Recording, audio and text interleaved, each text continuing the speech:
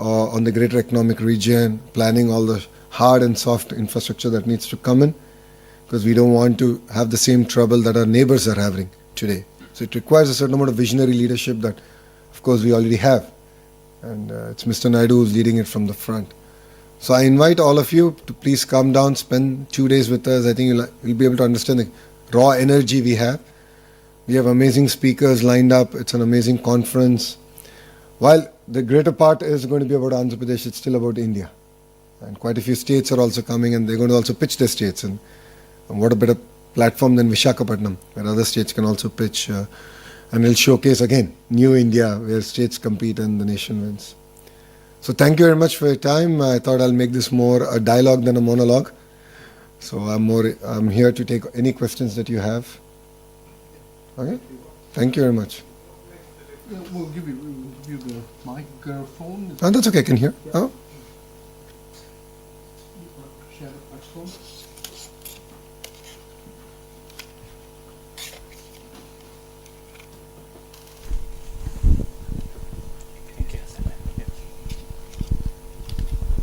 Sorry, I'm Shravan Kumar. How are you? Great. Yeah, so what makes the difference from the past government to yours? Because the pain I had personally with the investment, so-called, with the previous government, and then I lost my father, been fighting with legally, politically, everything. What makes the difference with your government then? Well, people have spoken. We won 94% of the seats we contested. Yeah. It's a clear mandate given to us to create jobs. And we actually we made a promise that we're going to create 2 million jobs in 5 years. Yeah.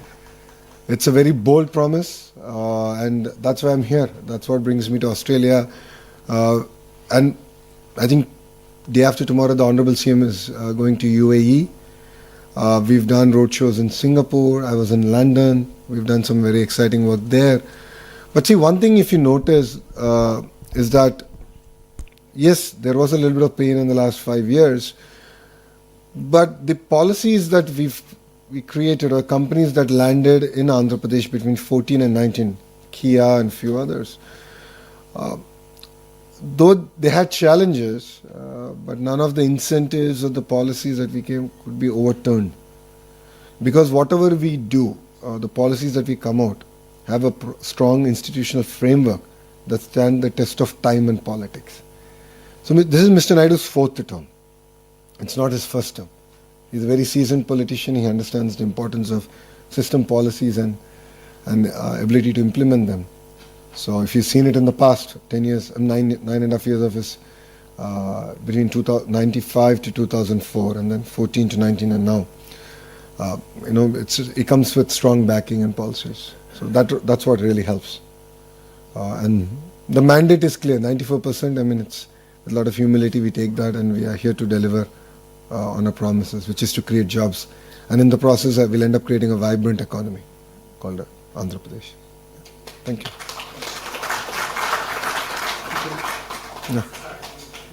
No. We'll just finish, and if you have time, we'll come. Huh?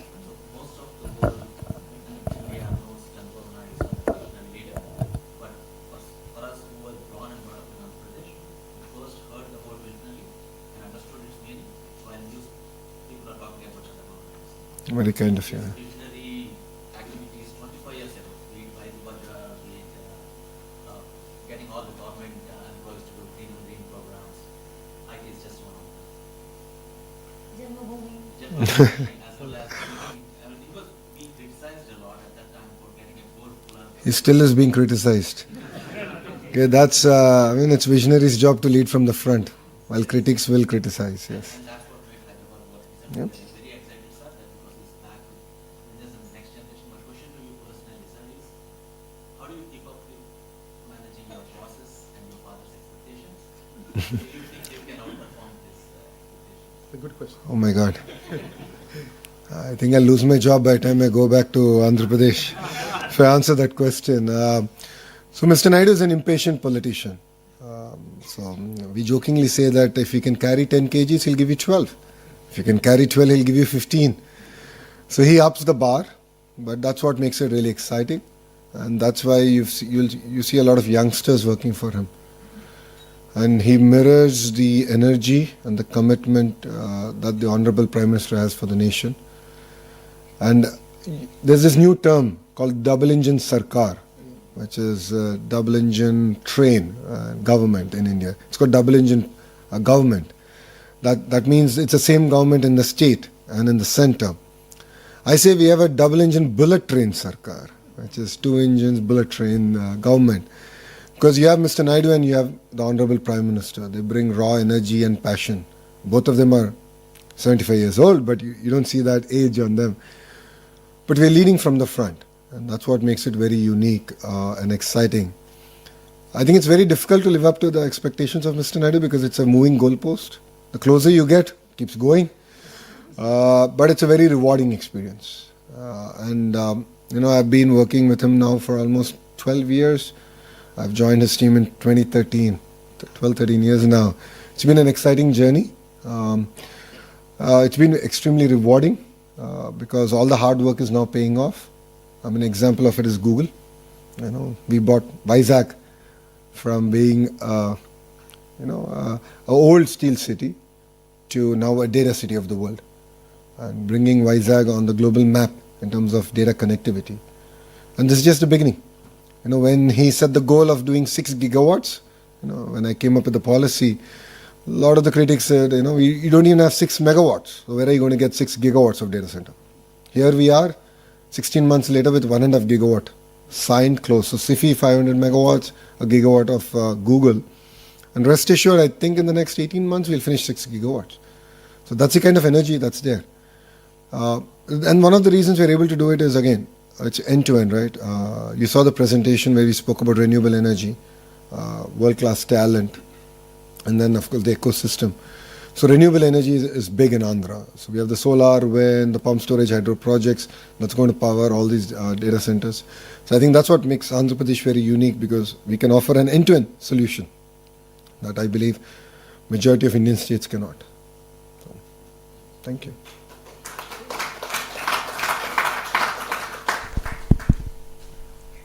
Not sure if we need the mic. Thank you. That was a lovely presentation to all of you. And thank you for addressing everybody. My name is Hemant Babbar. I'm with the IBC. Sir, firstly, congratulations on the $15 billion you've scored from Google. I hope that's just a start. You've been here for, some time now. Yeah, 2 days. 2 days is pretty good. Actually, 24 hours. 24 hours, okay. Look at the time from I landed to where I am now. So, Have you rested at all? well, I hope. Where do you see, in your opinion, Australian businesses entering into Andhra Pradesh with what you've seen so far? And where do you see those opportunities aligning between the two countries?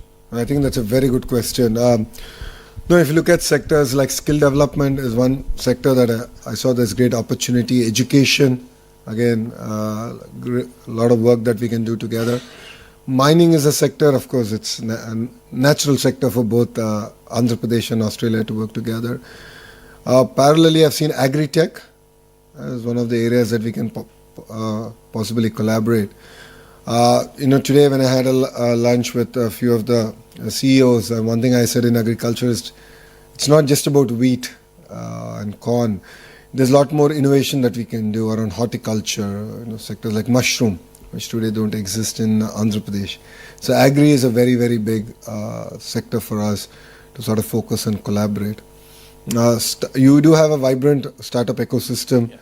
That's one thing. Through the Ratan Tata Innovation Hub, we can sort of collaborate, and India is an amazing launch pad in that sense. So these were a few of the sectors that we thought we can start working together on. Renewable energy, of course, is very something that we can build on. You have an amazing education system here around it. So sharing with the Honorable Minister here that green molecules, so taking renewable energy to green molecules is going to be very, very important for us as a state. So that's another area that we can collaborate. But I think the Economic Development Board shared opportunities around automotive, space, defense, drone, compressed biogas, aqua, quantum computing, pharma, medical devices manufacturing, steel, Now Russia is also investing big with their acquisition by Rusal of an alumina refinery in Andhra Pradesh, which is going to bring upstream and downstream industries also coming in. So I think Andhra Pradesh in that way is opening up across sectors, and that's what will make us very unique compared to other states in India. Thank you, sir. Lovely. Thank you. It's a very long answer for a short question. Welcome to Thank you. welcome to Australia, sir. My name is Vish Vishwanathan. I am from Australia India Business Council, working with Mr. Irfan. As we have industry chapters. I'm very proud to lead this chapter called Make with India, encouraging Australian companies to make with India. Yeah. It is basically implementing Prime Minister's vision of Make in India. Yeah. So we want to implement that in Australia. So definitely it's a very welcome, that your visionary program for Andhra Pradesh. I mean, what we would like to suggest is, apart from the sectors one of the promising sectors which is definitely there is the health and pharmaceuticals. Yep. And then also defense and security is another area which a lot of potential is there. And the third one is the sports. As you know that Australia is also, we're going to have the Olympics, and there are many other games going to be happening in Brisbane. So that's another sector which you may like to consider. So together, as to assist you from Make in India point of view, we are there to assist you. No, thank you for bringing up sports. I believe that's very important. It builds a lot of character and resilience. I'm getting an opportunity to meet quite a few of the universities and understanding the sports program. A few of them who are very specialized on sports, and I'm looking at actually bringing them to Andhra Pradesh and trying to build the entire ecosystem. Because as you know, India is predominantly about cricket, and we want to go beyond it. And that's one area we are looking forward to collaborating.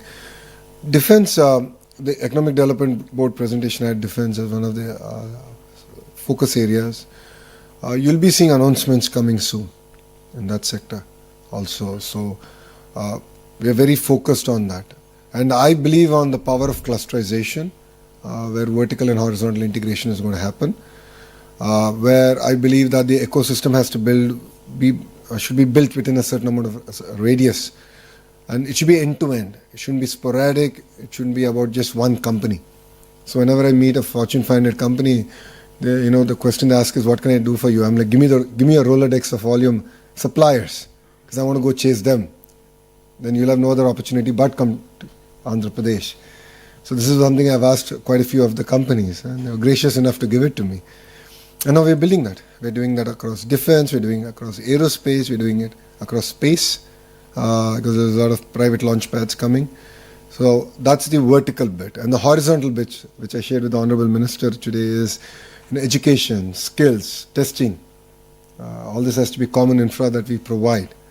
So that's where I believe in the power of clusterization, and each district, which is the administrative unit in India, should be focused on one specific thrust area and build competencies around that. So that's what we're doing in Andhra Pradesh. And I believe that's what will make us unique compared to other states in India. Wish you good luck. Thank Thank you so you. much. Maybe we'll take 2 questions more. Yeah. No? Ladies first. Okay. No, ladies first. Ladies first. Thank you, sir. It's very nice to hear a lot of insights. Myself, Dr. Tanima Banerjee, I'm a young scientist. I'm very much interested towards the women in STEM. I just wanted to know what are the opportunities in Andhra Pradesh in women in STEM, and if there is any scheme, and what are the new opportunities for the entrepreneurs, those who wants to connect with Andhra Pradesh government, and a lot of student exchange program and many other schemes if it is. So would like to hear from you, sir. Oh, thank you. Thank you for bringing this up. For me, gender parity is very, very important. So we are actually are starting it from kindergarten. I've already done a bit of work in school education, where first grade, second grade textbooks, when you have household chores in that and their pictures, they only have women doing it. So we've changed it. We've made it 50-50. Sorry, men, you have to pitch in. You have to clean up. So I believe in it. We're very passionate about it. And fundamental change happens through primary education. that enables, when you bring about these changes, it enables also women an opportunity to think beyond the traditional sectors. Two, historically, Andhra Pradesh has done better with women in STEM. As a political party, we take a lot of pride and credit for it because the founder of the party actually created a university just for women, which is in Tirupati. Padmavati University is just for women in Tirupati.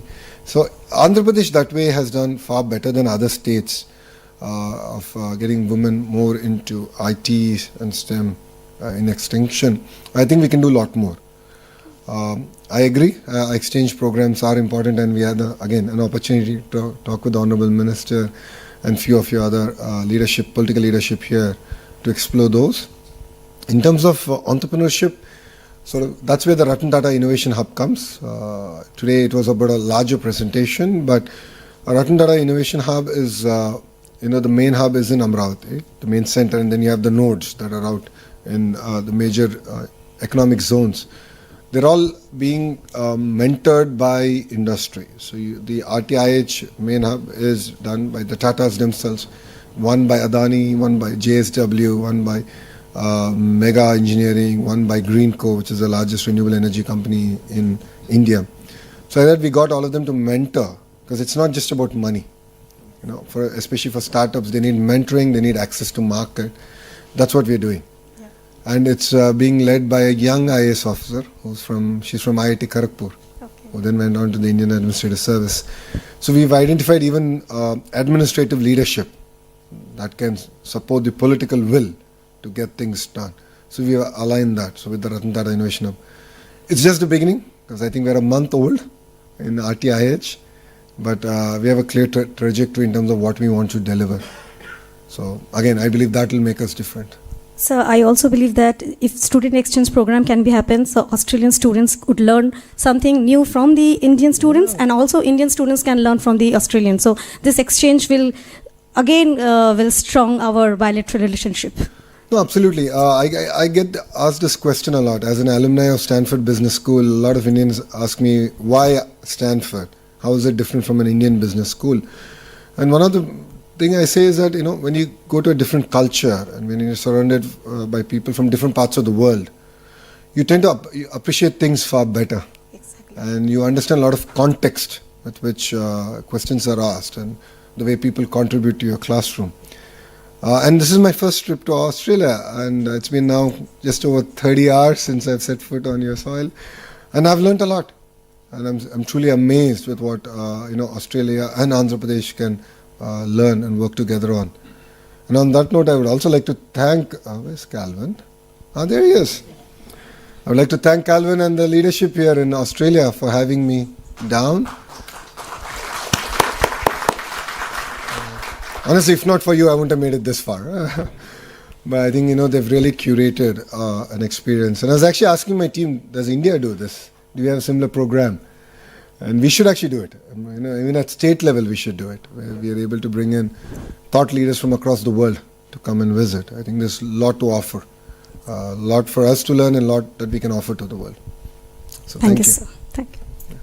Thank you, sir. My name is Ram Gorlamandula. I'm an illustrious alumni of Sri Satsai Institute of Higher Learning, Puttaparthi. Oh, nice. And a resident of Kadapa, but been here for the last 2 decades. Oh, wow. So I run a multifamily office practice specifically focusing on helping Australian family offices to invest in high growth Indian startups. Oh, nice. We have invested not in unicorns, but unicorns were created 10 years ago. So we invested in minicorns, which are now unicorns. Wow.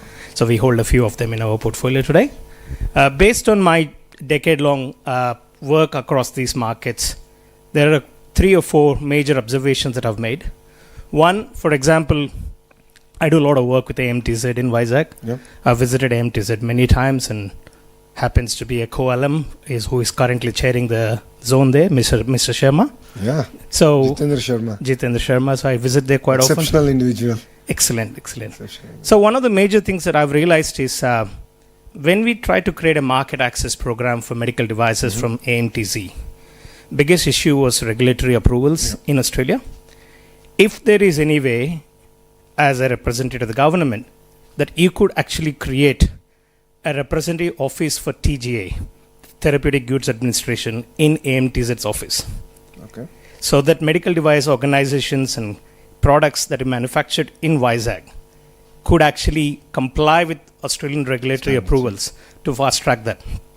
Something that regulatory agencies here have done very well with China in the last 3 decades. So same applies to building material industry. So there are organizations like Standards Australia, Master Builders Association. Many of them have operating representative offices in various parts of China. And because of that, if you go into any building material hypermarkets, the likes of Rees, Bunnings, so any of these supermarkets where you find building materials, you have a significant influx of Chinese products. And primary reason, because Australian regulators were called into those manufacturing clusters, so that manufacturers who are manufacturing there had significant insight of what is required to get a watermark certification for a Chinese tap to be sold in Australia or a Chinese lamp to be sold here. That is something which is currently missing with India. And more fundamentally, looking at Andhra Pradesh as such, something that we've done very well at Tat Capital is not to invest in India but invest in Bharat. Yeah. So Andhra is a real definition of Bharat. So and something that I share very commonly with many of my tech entrepreneurs here, Australian tech ecosystem is already significantly late in embracing Indian tech employment scene.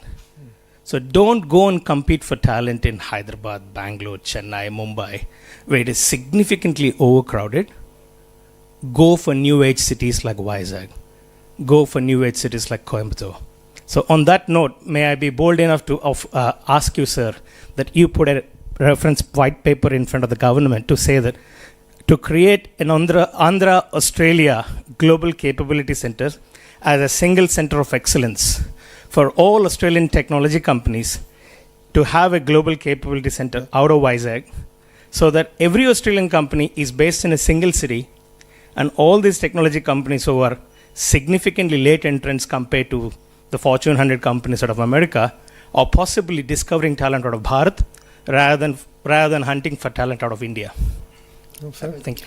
I think two specific asks. One, AMTZ is a great example of vertical integration and the cluster approach, right? So we got the vertical bit down. Now I have to work on the horizontal, which is the entire skills, the education, and of course testing, certification. And that's something we take strong feedback on. The same initiative we need to do in the aqua sector and various other sectors. So I'll work with my counterparts in the Australian government, and we'll put out a paper out there, and we'll figure out this journey together. And that's something that we're going to do. Competing with other states, I think I'm doing a half decent job. I'm getting called names for doing it, but that's okay. I mean, again, I come back to the point that if states compete, India wins, Bharat wins, and that's new India. So it's competition is very good. As long as it's healthy, I think we can take the country forward. Makes us sharper, makes us hungrier, and states that are complacent will end up losing. And Andhra is not going to be one of the complacent states. If you know Mr. Naidu, and you know him better than me, so he's not going to let us be complacent. So my father rolled out Janmabhoomi and Aksharashmi from the ground. He's a college principal. Oh, wow. Unfortunately, he lost his college in previous government when they took away the government-aided program. So you're a victim. Okay. So our family has been a main funder of the college for more than 45 years in the village. The aided. Yeah. So ecosystem. we now have a building with no teachers to teach. I understand. Yeah. That's one thing we couldn't stop. Unfortunately, I mean, policy was actually done before we actually ended up in. So thank you very much. I really appreciate all of you coming. Give a round of applause. I know it's Diwali, and thank you very much for coming here. I'm sure you have to go back, be with your families. I think we'll do it offline. I think a lot of people have to go home. And just because I'm away from my family doesn't mean I take you away from your families. So I think it's very unfair. But happy Diwali, and thank you very much for having me. To the Indian Consul General, thank you, sir, for joining us. He's been a great supporter of Andhra Pradesh. Sir was kind enough to be part of the Telugu diaspora meeting we did yesterday. And I think yesterday's event shows raw energy and passion that Australia and Andhra Pradesh can do amazing work together.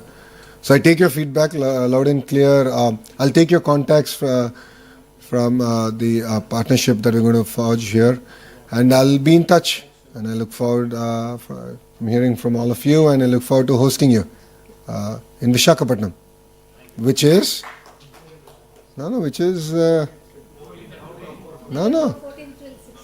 yeah, and Visakhapatnam is a product of. Thank you. So Krishna, you're coming down. That's clear, right? It's an offspring of Bangalore and Goa. I'm from Kerala, so probably a little bit of. Thank you very much. Thank you Jai all, Hind. If I can hold you back here, Arunaji, a small token of thanks and appreciation, a lot of thank you. respect and love from all of I us think here. Actually, here all my Telugu Sandhani team is here. We do the Ganesha festival every year from last 12 years. It is on behalf of Ganesha team, and wishing you all the best to remove all the hurdles and bring best out of you. Next time I'll send